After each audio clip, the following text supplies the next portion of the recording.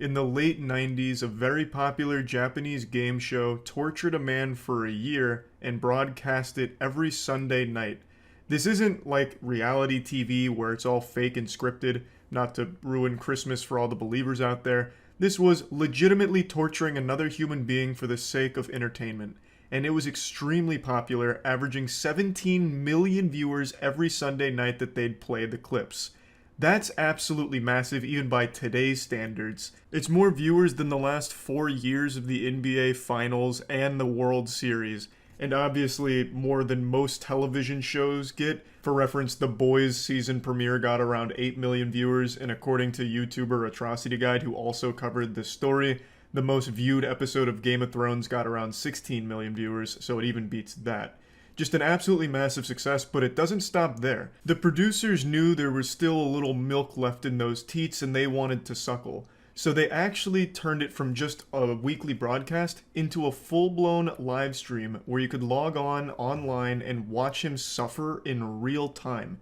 So whenever you were just feeling particularly quirky, you could hop in there and watch a man be miserably tortured for the better part of a year. Doesn't that sound like fun? What a great way of starting the day. A nice bowl of cereal and milk for breakfast and watching a man's sanity slowly deteriorate as he dances around naked in absolute agony. Wonderful. This is the story of Nasubi. As I briefly mentioned, another YouTube channel named Atrocity Guide made a great video on this topic, but I wanted to go even deeper.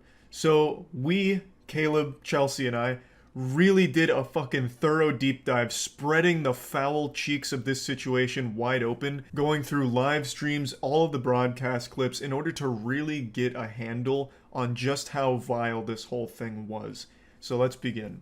In 1998, a popular Japanese game show named Susanoo Dimpa Shonen held a raffle to find their next contestant for an upcoming show they were working on called A Life of Prizes. Nasubi ended up winning the lottery and was ecstatic. He believed this was going to be a big break for him since he was also an up-and-coming comedian, and he was escorted to a small apartment where he was then instructed to take off all of his clothes in order to participate in the game.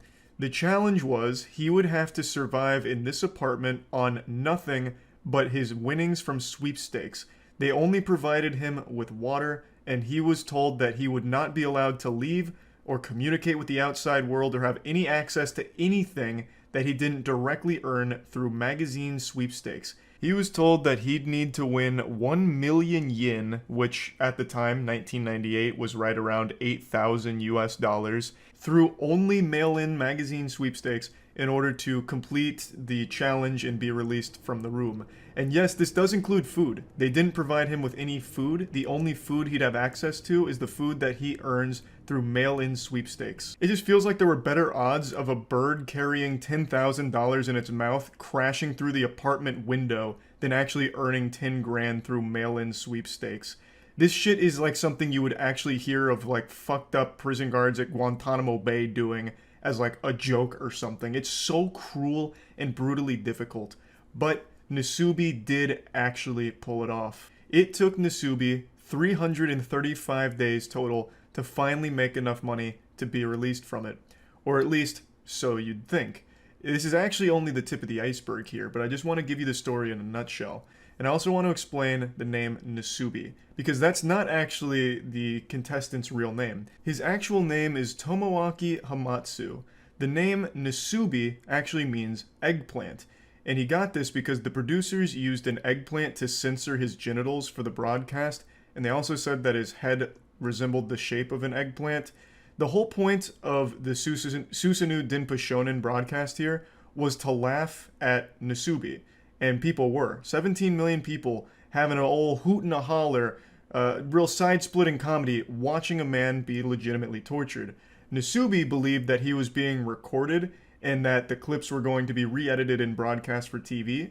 So he would come in and like update people on what he's doing. Like, I just won this can of cat food. I just won this bicycle. And then he'd like dance around and try and make it entertaining. But he never knew that he was being live streamed the whole time. He was under the impression that it was just going to be moments from the challenge. Not that every excruciating second of this challenge was being broadcast to all of Japan. Extremely fucked situation, and this is just the bare outline of it. What I want to do for this video is actually go through a lot of clips and moments.